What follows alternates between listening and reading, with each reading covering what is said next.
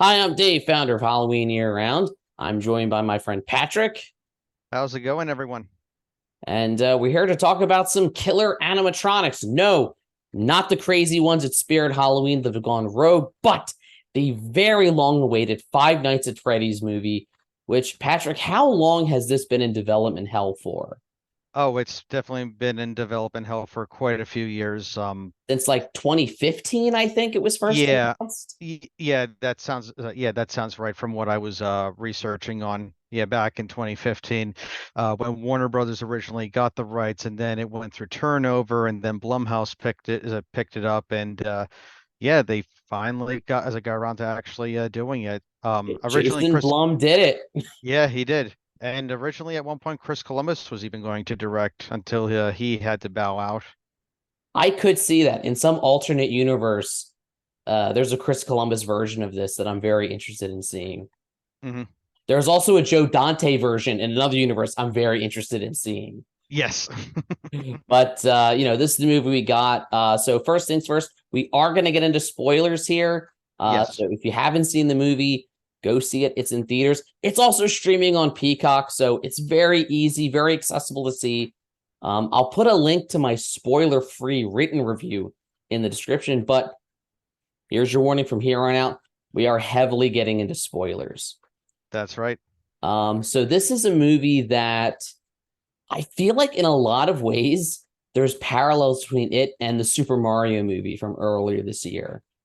Oh, absolutely. I definitely can see that. And I definitely felt that as I was watching the movie. Like I could tell that this movie was definitely made for the fans, by the creator who absolutely, knew what his fans wanted and Mhm. just made sure just to give it to them. And you can clearly see that, like, especially with the Rotten Tomatoes scores, like, just extreme, like vastly different, very similar to the Super Mario Brothers movie. In that I think it's not a movie for everyone, but I think Hmm. that's okay. Like it was made for the fans of this. And Yeah. if and I even heard some people on the internet, like some general audience come and say, "Oh, I didn't really like it." And mostly people who weren't fans of the game. And it's like it's okay to not like it. Yeah. But I think that when you judge a movie, you have to judge it by its objective. And this movie's objective was to make something for fans of the game. And I say that as someone, I have zero experience with this game. Never played it, never watched a YouTube walkthrough. Like I went in as just the horror fan. And I mean, it wasn't a perfect movie. I certainly had a few issues and we'll get into it, but overall, it was just a fun time. It was a great time in the theater. People were like getting into it, and Yes. Oh, I love that. The spirit of fandom, as I call it. and I know that a lot of people didn't like the PG-13 rating, but this is a game that was very popular among teenagers and kids, Oh, yeah. and I think that rating, this is a rare instance, a rare instance that I think a PG-13 rating is a service to the movie because it brings in that younger audience. Like they Exactly. can see it and enjoy it. And it might be for like a 9 or 10 year old kid. This might be like their introduction from like the kid horror stuff that's like, Hocus Pocus, Coraline, Hmm. Paranorman.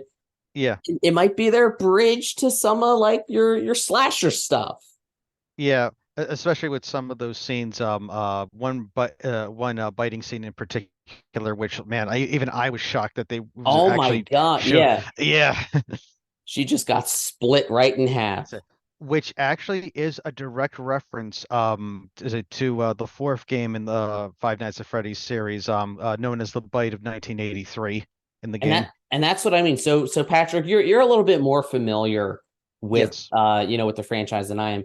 What were some of the other reference? Like I know we're sitting there in the theater and you're like, oh, that's from this, that's from this, that's from this. You were like you were like that Leo DiCaprio meme where he's like pointing at the TV like, oh, Yes. that's from that. Oh yeah, yeah, exactly. And I'm glad you brought that up because I'm definitely more familiar with the games and the lore as well.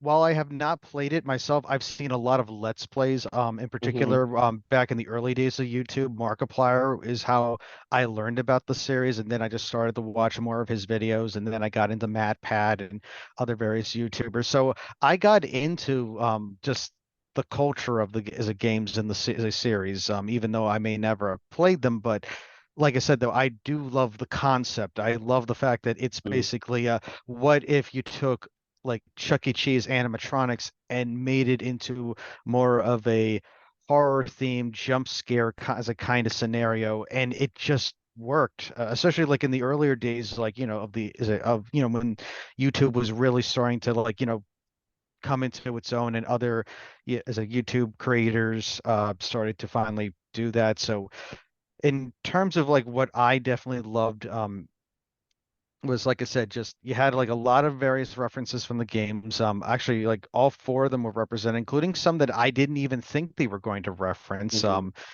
Uh, uh like for example, Vanessa from Five Nights at Freddy's Help Wanted and Security Breach. She got a big name drop. Let's see, the I mean, she ends Balloon up being a Boy. pretty important character. Oh yeah, and actually, it's kind of surprising to me because actually the villain in the movie, William Afton, had a daughter named Elizabeth Afton, who was much younger in the original game as a series, who is a tragically is a killed. So But they kind of Vanessa, fuse those characters together almost. ki kind of, or maybe or the way I'm seeing it, especially on some of the Five Nights forums, like now they're starting to speculate that maybe Vanessa might have actually been like another daughter of the Afton family that no Okay. one knew or really knew about. So like there is a because of like I said the newer games, like bringing back like older fans and of course like newer fans like coming in. So like there's a lot of different theories and crossovers. I'm sure Matt Pat's going to have a field day with that kind of stuff. But And some of those YouTubers were in the movie. yes, of course, Matt Pat being uh the wait is a He was the waiter at waiter at yeah the scene with it's Sparky's. the ant, which I have to say, in a movie with killer animatronics and like a psycho child murderer, I Hmm. love that the most hateable character is the ant. Yes.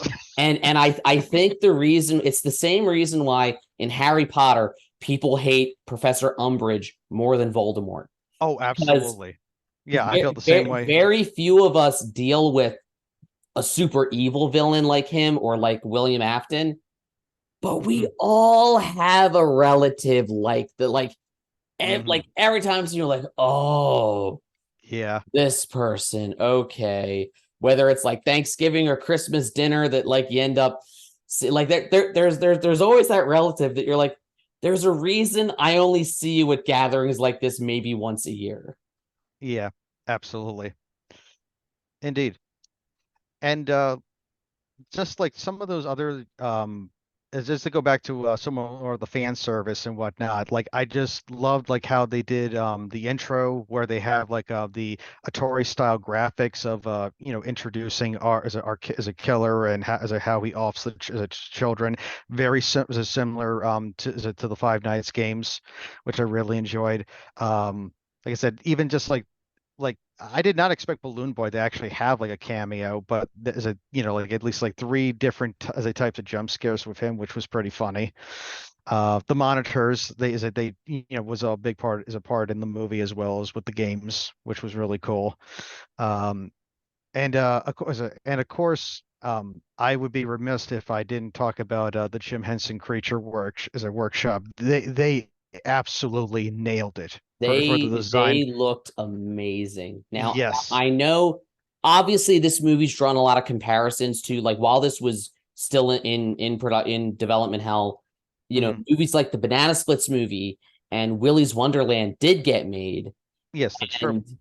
And we can debate that. I love all these movies for different reasons. I don't think you're ever going to top Nicolas Cage as the protagonist in Willy's Wonderland. Yeah, that's a But pretty hard act to follow. that's just a personal taste for me. But Hmm. one issue I always had with Willy's Wonderland and Banana Splits was the animatronics, when they come to life, you can tell it's like a human performer inside them. They move like people. Right. Here, they moved like you could tell they moved like they were being puppeteered because they were. Yes. Yeah. And Those. it's such a great legacy, from the Muppets to here that, if any people were going to do this, it had to be, Jim Henson's people. Absolutely. Everything from like the mechanical movements of the animatronics, the way the mouse as it moved, and also just like the various like timings. Like for example, like I mean, just when they first introduced like like the characters, like when Vanessa's actually like showing them hitting the Showtime button, and you can just hear the romantics playing talking in your sleep, Mhm. and just I my eyes just lit up like like Christmas. I just love seeing like like just the spectacle and just It's seeing true. I was it sitting was next just to him in the awesome. theater. He did. No, but even like down to the little details of, at the end when the yellow rabbit comes out and, it's revealed that, it's William Afton. He moves Yes, differently than they do. And that's kind of a yes, clue initially that, hey, this isn't an animatronic. He moves like a human. exactly. And ironically enough, too, that also has significance in the games as well. It's he's in what's called the Golden Bonnie suit, a character that he specifically is a created and the character that he has the most attachment to. Hmm. Um, is it because, like I said, is it because in the games like acting really gets like dark, depressing, drunk, like, and then he eventually goes on that as a murder spree and hiding the kids in the animatronics Hmm. is a suits, and he does that in the Golden Bonnie suit. Where if you remembered in the movie, uh, Vanessa explains that the suits, while they could perform on their own, they could also be puppeteered is with an actual living person, but they had to be careful of the spring lock system, which of course is what ultimately does that as an Afton in. And in a very as I first saw movie, how he gets as they dragged into the back room, and then the one ghost kid who is Golden Freddy is just looking at him and then just basically closing the door. You might as well just had him in Tobin Bell's voice saying, "Is it game over?" I mean, as satisfying as it would have been to watch, the ghost children get their revenge on him, they got to keep it open for a sequel. Oh yeah, I have a very excellent feeling that there is going to be a sequel I mean, it's because it's doing well at the box office, even with being available home on streaming, which is a mhm, great sign. I love seeing horror movies succeed. yes, same here. And while we're on the subject of William Afton, perfect casting. Matthew Yes. Lillard barely gets what, maybe 5-10 minutes of screen time, and Yeah. he steals every one of those minutes. He is like, you want someone who can play funny, eccentric, and psychotic, scary at the same time. It's Matthew Lillard. Yeah. I'm not going to lie, like I was actually genuinely surprised with how well they made him look like as old as he was in the movie. Like that also is a great Well, I testament to the mean, makeup department. Matthew Lillard's getting up there. Yeah, I know. Yeah, He's no, I do he's agree. not a But he's I not a mean, spring chicken anymore like he was in 1996 in Scream. yeah. Well, I guess I still like remember him from that as well as also from from the live action Mhm. Scooby-Doo film. So like I guess I still have that You have that mental image. photo of that mental I've photograph. I've seen him more recently, like at horror cons, Oh, okay. and that is more kind of what now he like grew the goatee and wore the glasses, but that is Right. kind of more so what he looks like now. But he still has that same energy, and Hmm. he's such like even if his only scene had been at the beginning when he's telling Josh Hutcherson about the job, Hmm. that would have been enough for me to be like, oh, Matthew Lillard totally stole the movie only with Hmm. one scene of screen time. But then at the end, I mean, William Afton is basically what Stu Macher would have been like had he grown old.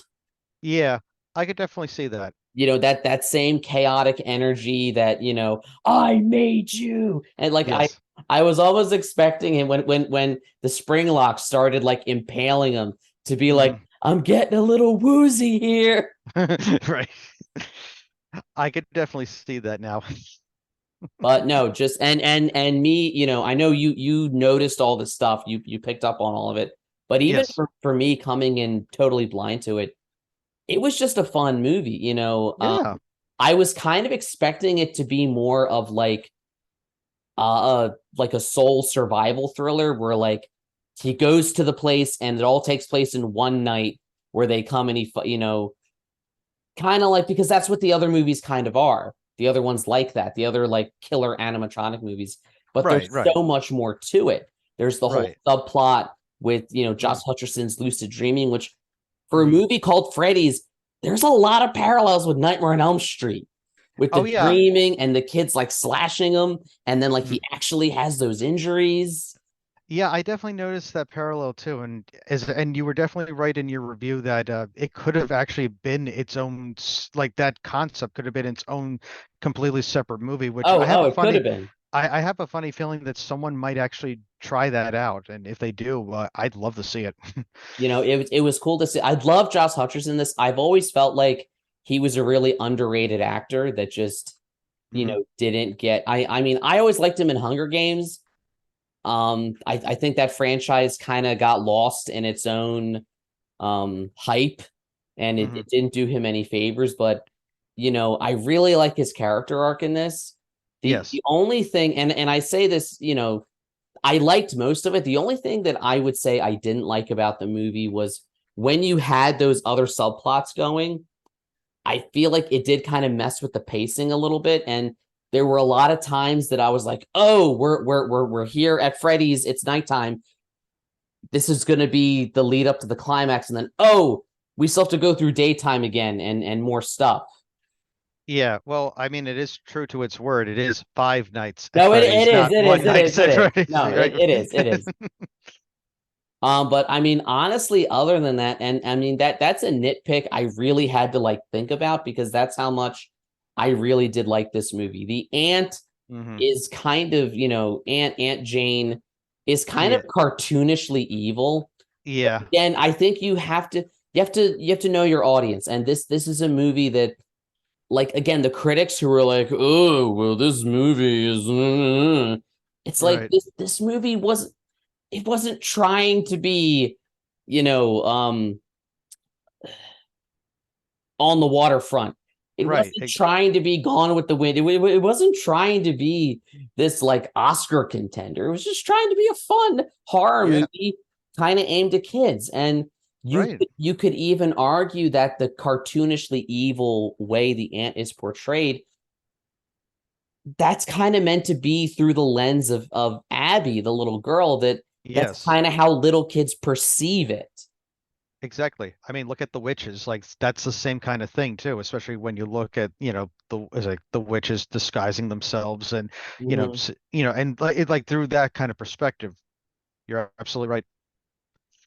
And also it was interesting too that because in the games specifically the security guard is obviously trying to survive trying to make sure like not to be captured by the animatronics because ultimately if you fail in the game as a games you get stuffed in one of those animatronic suits.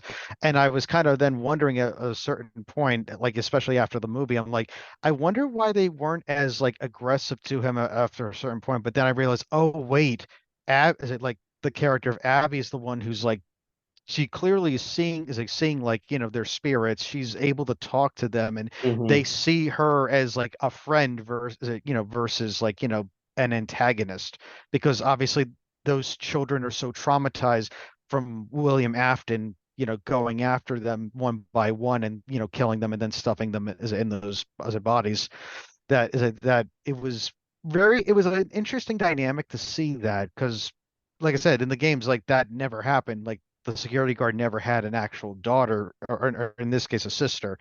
This definitely changed that dynamic, but I actually kind of liked it. I thought it was a very interesting one where then eventually she's the one that they're actually like we're really lonely, we want to have another friend to join us. Mhm. And then of course you see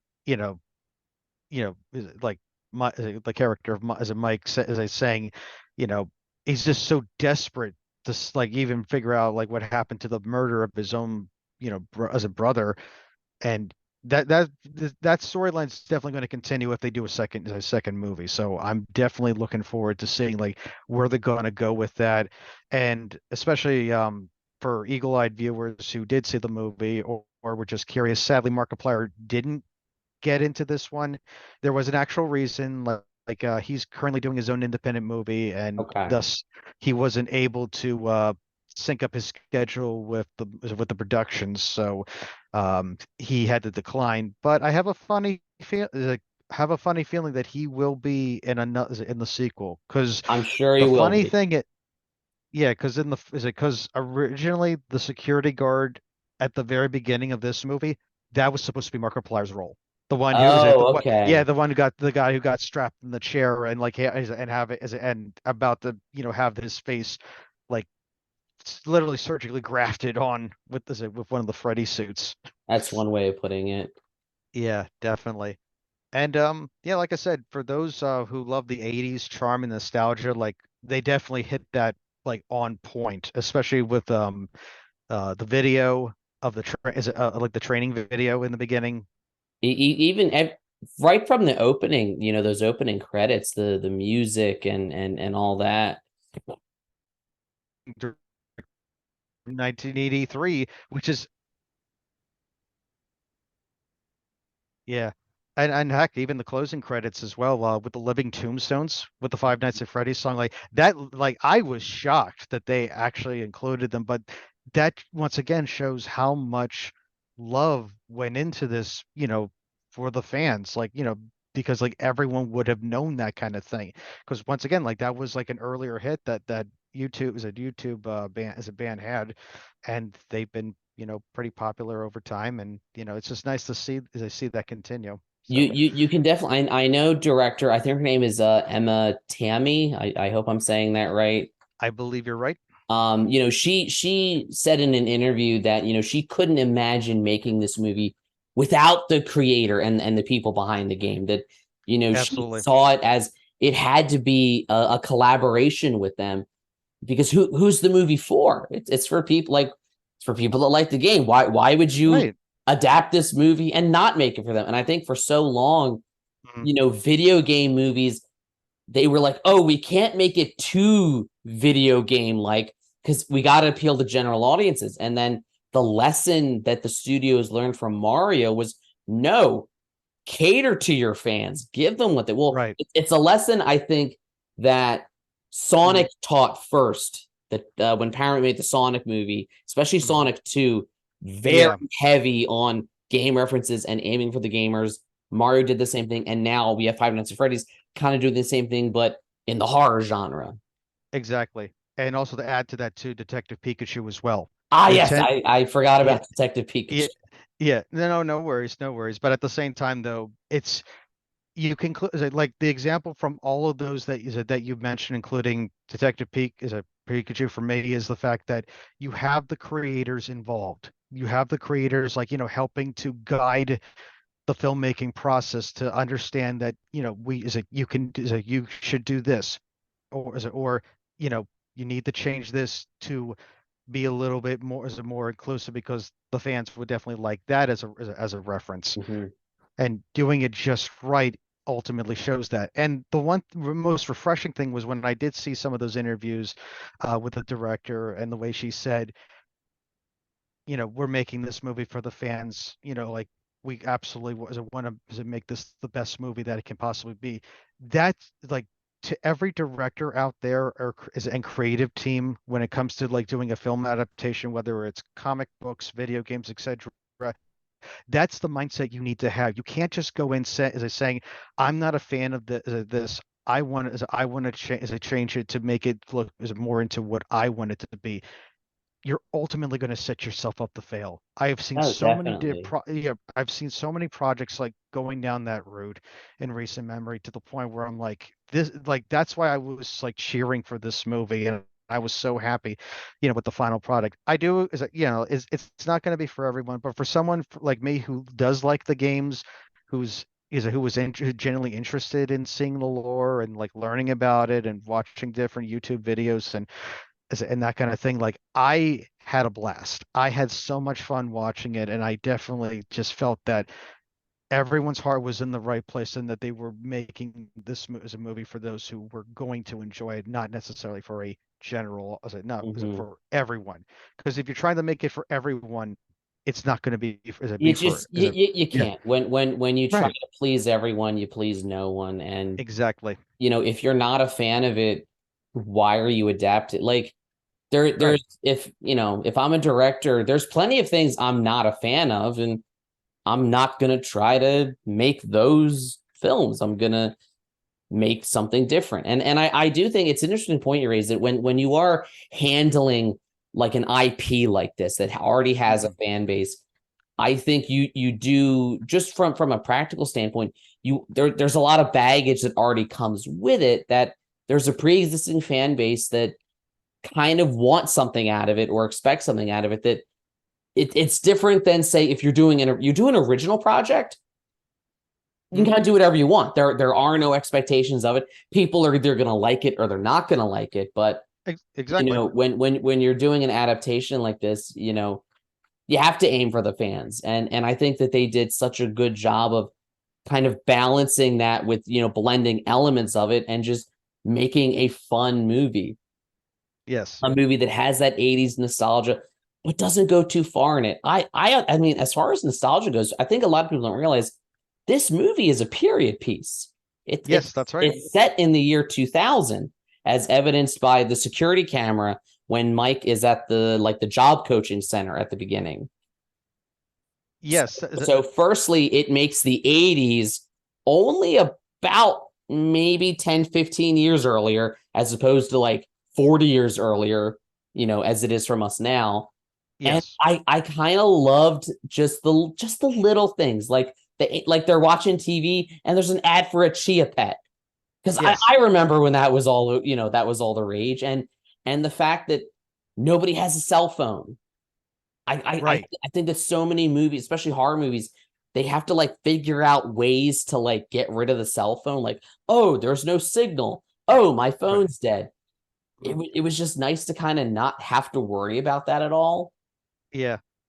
Oh, absolutely. And that's what I really appreciated about watching the movie as well. Like, as it was more of a period piece, you definitely got that kind of feel for as a feel of it. And it kind of just brought me back to a simpler time too, because like, like we both grew up in the 90s, so it was actually really like kind of refreshing to see that Mhm. kind of thing. And once again, just that nostalgia, like, helps to, elevate that movie a little bit, especially with its authenticity. And even like I said, like once again, just like the introduction of the animatronics, I thought was just like really cool and funny. It's like something that you would have definitely seen like at a Chuck E. Cheese, like back in the day, which I really liked. And and also like I is it like my favorite character is Foxy, and he definitely got some awesome moments in this movie, especially when he's just doing his doom doom doom as he's about to like charge down the hallway. That is an actual thing in the game where It's like him, like, ramming himself up to do it. yeah.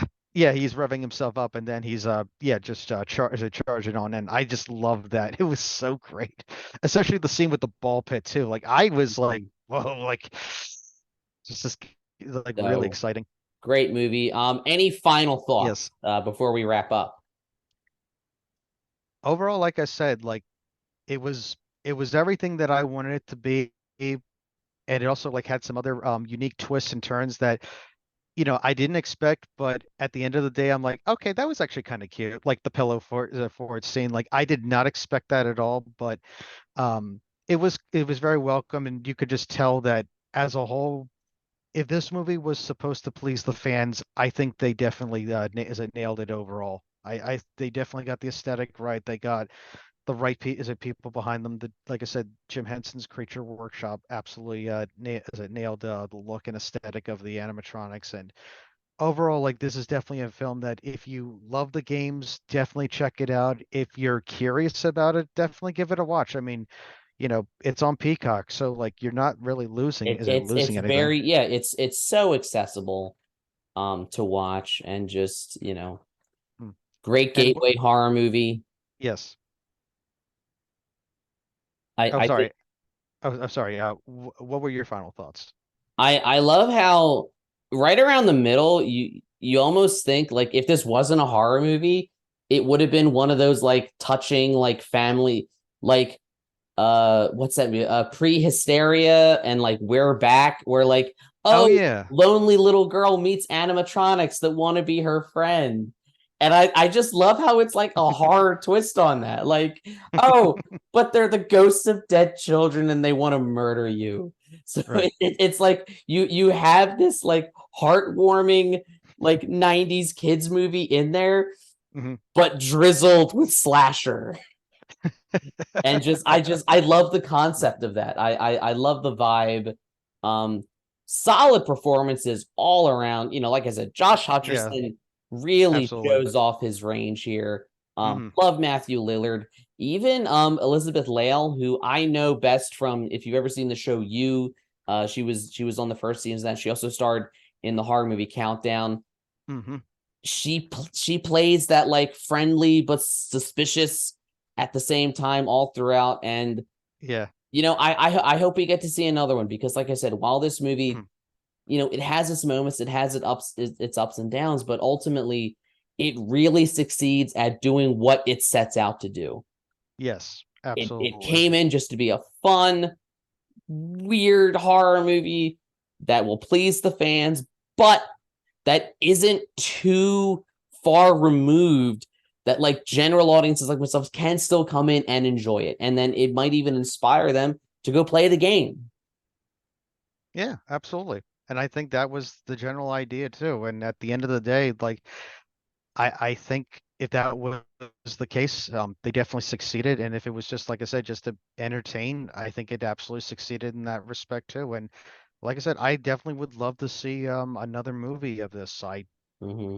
definitely would love to see it continue because, like I said, there's four games plus like three additional ones afterwards. So yeah, this is definitely something that I hope continues. So let us know in the comments what were your thoughts on it. What did you like about the movie? Are you a fan of the game? Were you like me? You came in blind and just enjoyed it. Like, share, subscribe, all the YouTube stuff. If you don't, you may end up stuck at Freddy's overnight with a bunch of killer animatronics singing awesome 80s songs, but then they kill you. And as always, every day. Is Halloween.